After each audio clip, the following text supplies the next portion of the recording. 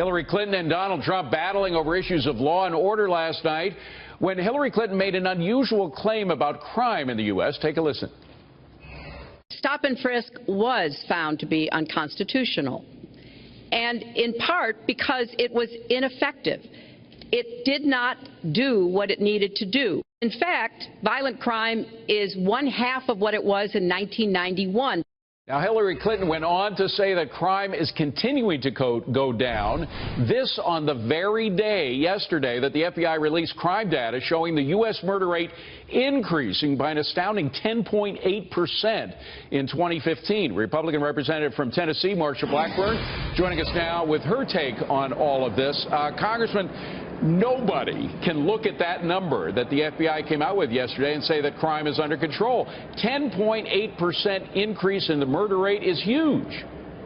It is enormous, and when you look at the fact that there were well over 15,000 murders and well over 1,500 additional last year, it just shows you this crime rate is going up. You look at New York, you look at Chicago, you look at Baltimore, all of them, each city individually has seen an increase in the crime rate. Right. And then you have to say, why is that? Well, maybe it is because you have a different approach that some of the cities are taking, let's be even more specific than that, frisk. Congressman. The fact is 2015 was the year that Black Lives Matter and other movements began to really put the handcuffs on the police, stopping things like stop and frisk that many people say did so much to bring the crime rate down to begin with. Well, it did. You can look at what happened in New York and in other cities where officers would move forward if there was a reasonable founded concern and they had some intel that would help them with this. They would make that approach and they would do that intervention. And David, that's exactly what you need to keep the community safe.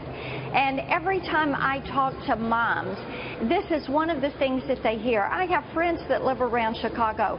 They are incredibly concerned about gang violence and how that is coming out of the city and into the suburbs. But you know, it's not just Chicago, it's not just New York or the big cities. Milwaukee, Baltimore, Ferguson. I mean, these are smaller cities that are being affected by this.